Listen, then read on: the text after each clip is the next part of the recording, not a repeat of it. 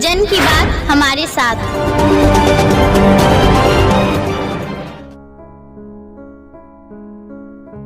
नमस्कार, आप देख रहे हैं जन की बात और स्ट्रीट इंटरव्यू विद विजय चौरसिया में आज जो शख्सियत हमारे बीच में है वो किसी परिचय के मोहताज नहीं है। डॉक्टर जयप्रकाश वर्मा से न सिर्फ कोडरमा लोकसभा बल्कि पूरी सूबा वाकिफ है और सूबे के बाहर भी इनकी चर्चा हमेशा रहती है।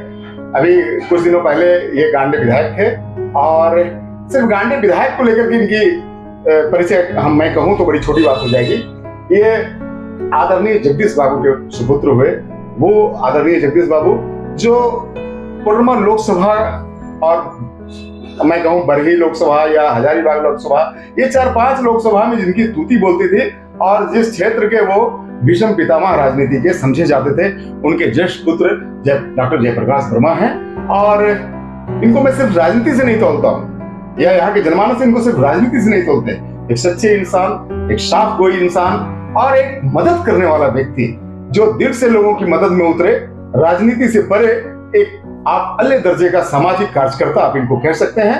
फिर अभी तो ये भाजपा में है, भाजपा से इनकी छुट्टी नहीं हुई है, लेकिन जो फिजा है भाजपा का कोडरमा लोकसभा में खास करके, आप सभी को मालूम है कि यहाँ पे डॉक्टर अन्नपूर्णा देवी यहाँ की लोकसभा सदस्य हैं और कैबिनेट ने उनको राज्य मंत्री का भी दर्जा दिया है। उनको शिक्षा का एक महत्वपूर्ण विभाग केंद्रीय राज्य मंत्री को सौंपा गया है। लेकिन थोड़ा सा लोग निराश है इस क्षेत्र में कि जो पद है उस पद के अनुसार को उपलब्धि नजर नहीं आती।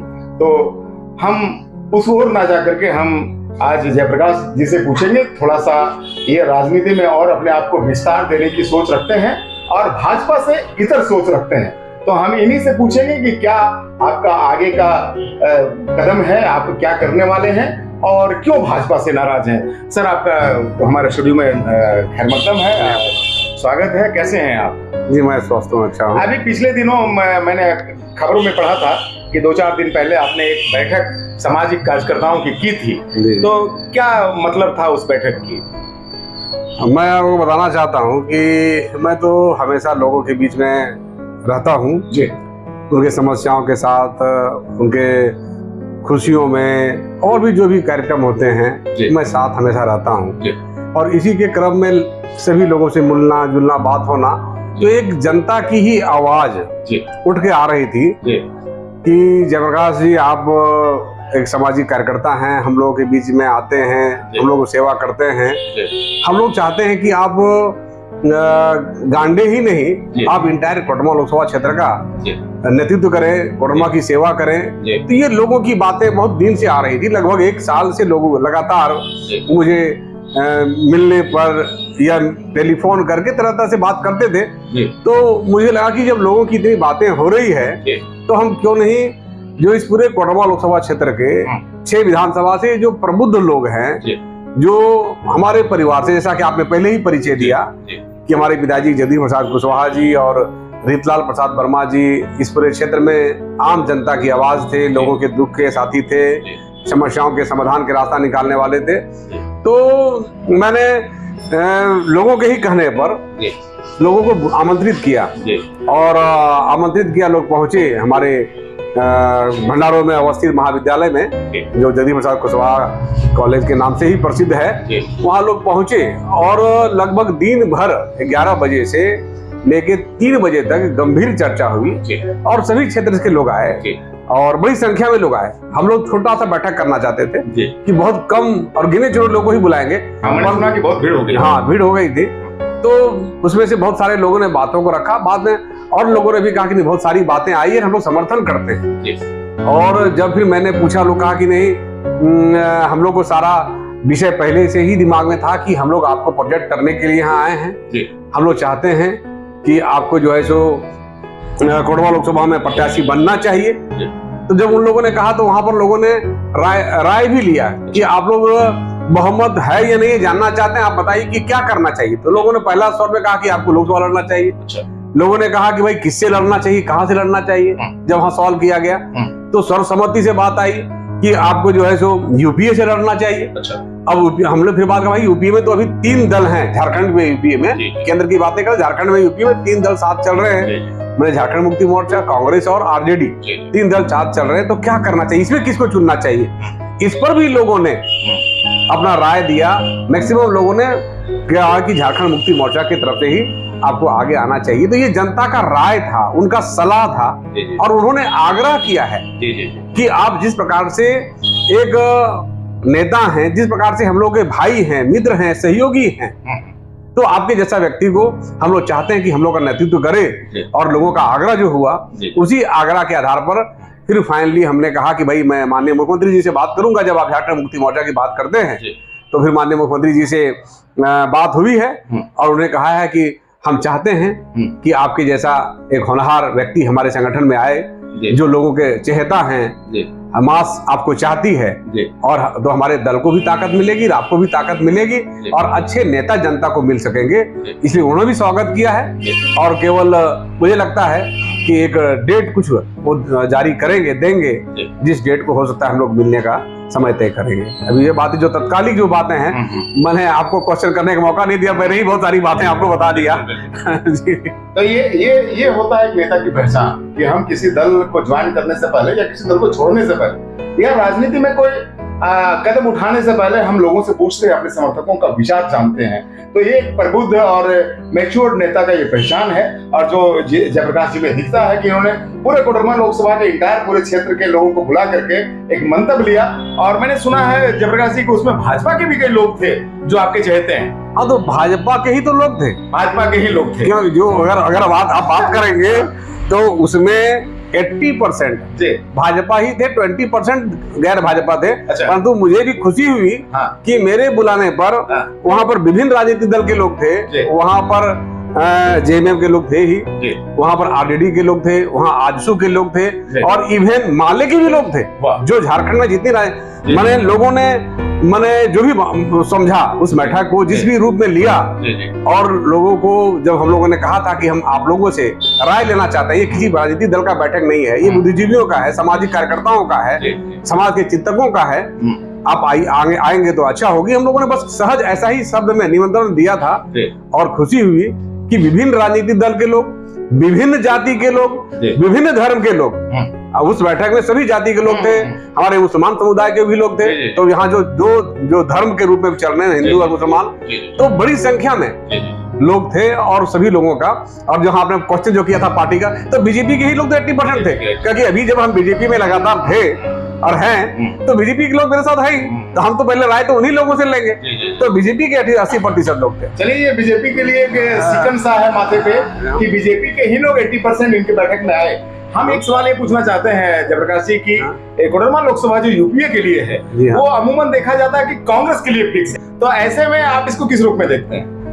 देखिए, ये जो बात है पुराने जमाने की बात है, मैंने पहले की बात है, जब हमारे चाचा जीतलाल प्रसाद वर्मा जी जब चुनाव लड़ते थे, तो यहाँ पर उनका मुकाबला कांग्रेस पार्टी से होता था। तो अभी बहुत लंबे समय से हैं, मतलब जाएंगे हम लोग, जाएंगे एक ही गठबंधन जाएंगे, परंतु किसी को बुरा नहीं लगे, मैंने ऐसा अभी मजबूत संगठन उनका यहाँ नहीं है। और पिछली बार भी आप लोगों ने देखा होगा, जो 2019 में महागठबंधन के तहत जो प्रत्याशी दिया गया था, वो झारखंड विकास मोर्चा का प्रत्याशी दिया गया था। वो ना तो कांग्रेस का प्रत्याशी था, ना आरजेडी का प्रत्याशी था। तो उस हिसाब से यह जो सीट है यूपीए के लिए, मैंने अभी कोई भी ऐसा दावा अपना करने के काबिल दूसरा पार्टियां नहीं है जो महागठबंधन में शामिल हैं। और चूंकि बाबूलाल मांडी अपना जेबीएम पार्टी को भी समाप्त कर चुके हैं, भारतीय जनता पार्टी में वो मिल चुके हैं।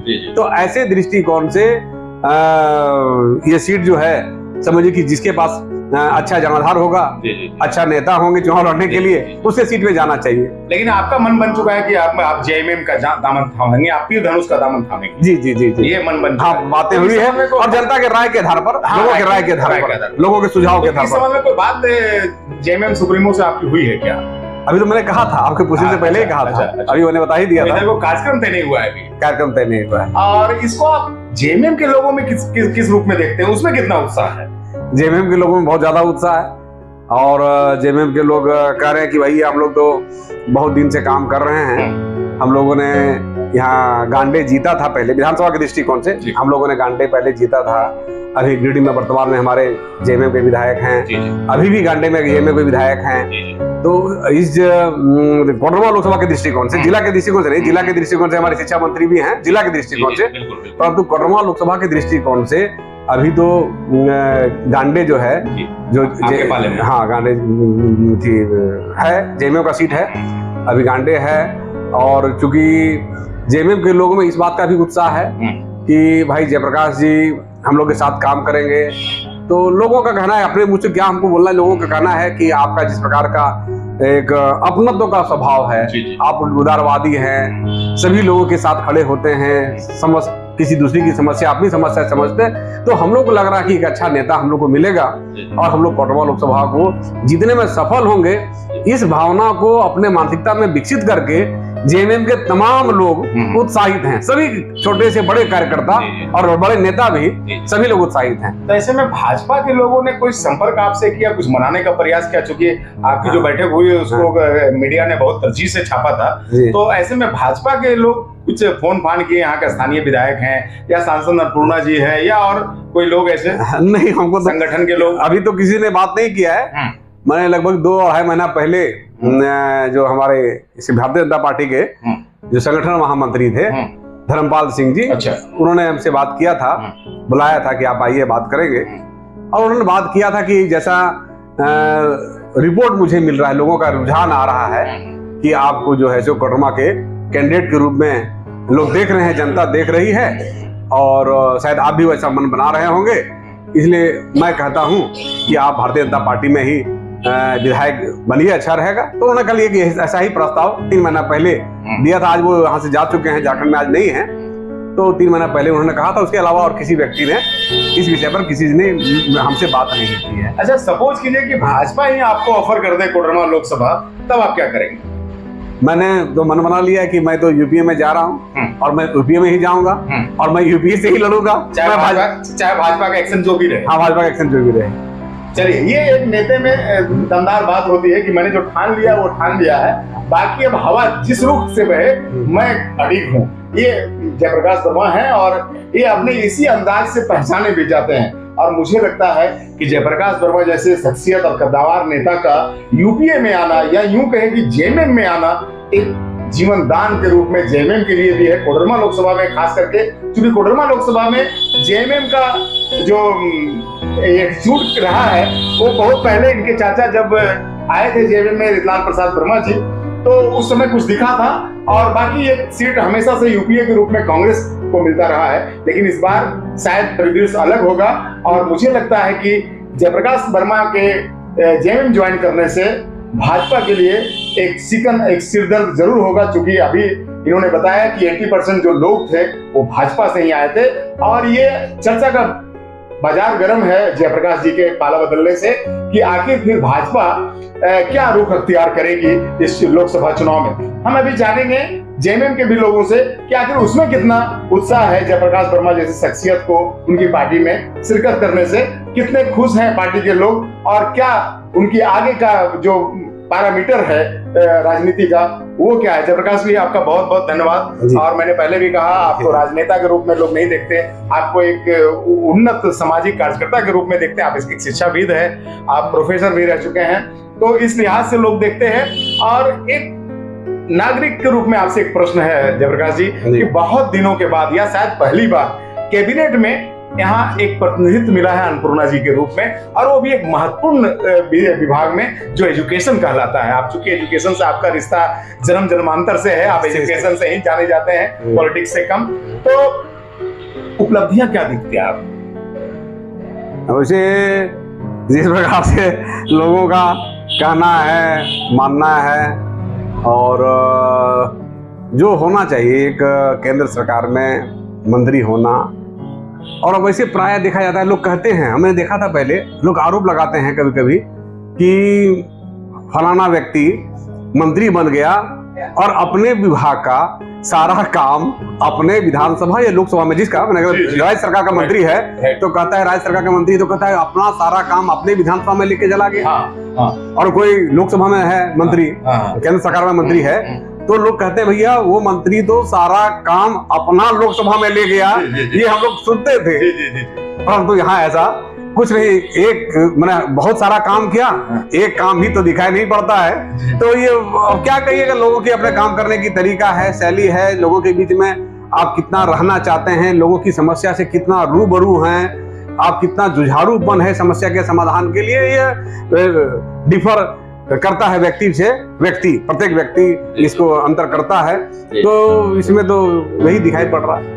तो ये एक नागरिक के रूप में इनकी एक आवाज थी कि ये एक शिक्षा मंत्री जो कायाकल्प कर सकती है अपने क्षेत्र की, खास करके एजुकेशन में को लेकर के, जब वो कैबिनेट को लीड करती हो। लेकिन ऐसा कुछ दिखा नहीं, और मैं समझता हूँ कि आधा से ज्यादा कार्यकाल उनका समाप्त होने को है। हाँ। तो ये होप लोगों साढ़े 3 साल हो गया है, तो लोगों को ये होप था कि नए नए कॉलेज खुलेंगे, यूनिवर्सिटियां बनेगी अपने क्षेत्र में, और शिक्षा का आमूलचूल विकास यहाँ पे होगा। लेकिन अभी जो फलाफल दिख रहा है वो शून्य है। अब आगे क्या होता है ये देखना दिगर बात होगी।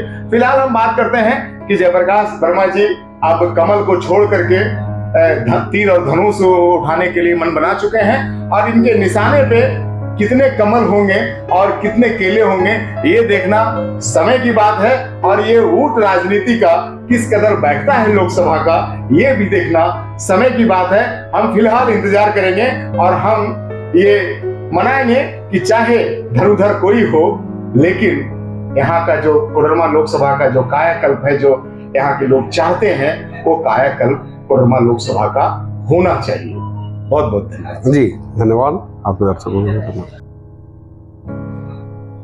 तो ये जेएमएम के कुनबा है यहाँ पे जो बहुत उत्साहित है जयप्रकाश वर्मा के जेएमएम ज्वाइन करने से, और ये उत्साह पूरे यूपी में दिखाई पड़ रहा है। अभी यहाँ पे जेएमएम की नेत्री सोनी चौरसिया है, जेएमएम जमुआ प्रखंड अध्यक्ष चीना खान साहब हैं, और जेएमएम के कद्दावर नेता बहुत वृद्ध और पूर्व मुखिया ओम प्रकाश महतो जी हैं, और जो समर्पित कार्यकर्ता हैं जेएमएम के, हमेशा से जेएमएम का झंडा ढोए लट्टू पांडे जी हैं। हम आप लोगों से जानना चाहते हैं कि जयप्रकाश वर्मा जी भाजपा छोड़ करके जेएमएम में आने का मन बना चुके हैं, ऐसे में आप इसको किस रूप में देखते हैं ओम प्रकाश जी? इस रूप हम बहुत ही पॉजिटिव रूप में देखते हैं। इनके आने से झारखंड मुक्ति मोर्चा पूरे झारखंड में मजबूत हुआ, और लोकसभा तो हम लोग जीत ही लेंगे। इनके कारण हम लोग कई विधानसभा भी जीत लेंगे, और हमेशा पॉजिटिव ही रहेगा। इनके आने से हम लोगों को काफी खुशी है, क्योंकि मैं झारखंड आंदोलनकारी भी हूँ, और झारखंड में हमको आज बहुत ही खुशी महसूस हो रही है। लट्टू जी, आप तो बहुत पुराने रहे हैं जेएमएम के कार्यकर्ता, बिल्कुल रहे हैं, किस रूप में इसको देखते हैं कि भाजपा के एक व्यक्ति आपके पार्टी में आ रहे हैं? सर, एक बात हम जरूर बोलेंगे कि जयप्रकाश वर्मा जी जो आए हुए झारखंड मुक्ति मोर्चा में, उससे हम लोग काफी उत्साह हैं। और इनके चचा श्री स्वर्गीय रेतलाल प्रसाद वर्मा जी पुराने झारखंड मुक्ति मोर्चा के थे, वो तो दुनिया से चल बसे। फिलहाल जो सो हमारी चंपा चाची भी थी, वो भी इस पार्टी से रिजाइन मैंने जब मार दिए, उसके बाद में जयप्रकाश भैया हमारी पार्टी में जब आए तो हम लोग सारे उत्साह हैं, और हम लोग कोडरमा क्षेत्र जो है लोकसभा, उसको हम लोग जीतने का हासिल करेंगे। यहाँ पे जेएमएम के जमुआ प्रखंड अध्यक्ष चीना खान साहब भी हैं। चीना जी, इसको किस रूप में आप लेते हैं? ये बहुत सराहनीय कदम उठाए जयप्रकाश जी, और हमारे जेएमएम पार्टी को काफी बल मिलने वाली है, और हमें उम्मीद है कि उनके आने से शायद लोकसभा जो है यूपीए की झोली में जाएगी। ये हमें 99% उम्मीद है, और इसी उम्मीद के साथ वो भी आ रहे हैं, इसी उम्मीद के साथ हम लोग भी काम कर रहे हैं। और इस बार हम लोग नहीं जो जीत किए थे वो अब जो करके दिखाएंगे, जीत के भी दिखाने के काम करेंगे। ऐसे भी उनसे वो ताल्लुकात रखते हैं जो हर बच्चा जानते हैं, उनके चचा को रेतलाल प्रसाद वर्मा, और उस जमाने में वो कोडरमा जीते थे, जो हिंदुस्तान में सिर्फ 2 ही सीट जीता गया था, उसमें ये थे। उस घर के कदावर नेता हमारे झारखंड मुक्ति मोर्चा में आएंगे, तो आने वाले दिन में हमारे मुक्ति मोर्चा की अच्छी ही पहल देखने को मिलेगी। यहाँ पे जेएमएम की नेत्री सोनी चौरसिया भी है, जो जमुआ की पूर्व प्रमुख भी रह चुके हैं। मैडम आप किस रूप में लेते हैं डॉक्टर जयप्रकाश वर्मा का जेएमएम में आपकी पार्टी में ज्वाइन करने का? जी मैं तो सबसे पहले उनको बड़े भाई के रूप में देखती हूँ हमेशा, और जेएमएम भी पार्टी बहुत मजबूत होगी उनके आने से, और 100% है कि लोकसभा जो चुनाव है वो हम लोग जीतेंगे और वो जेएमएम की झोली में जाएगी।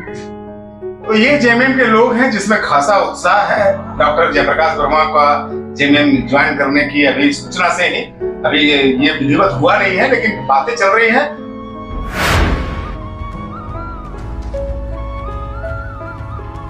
अफवाहों की हजामत करते हैं हम, खबरें और सिर्फ जन की बात करते हैं।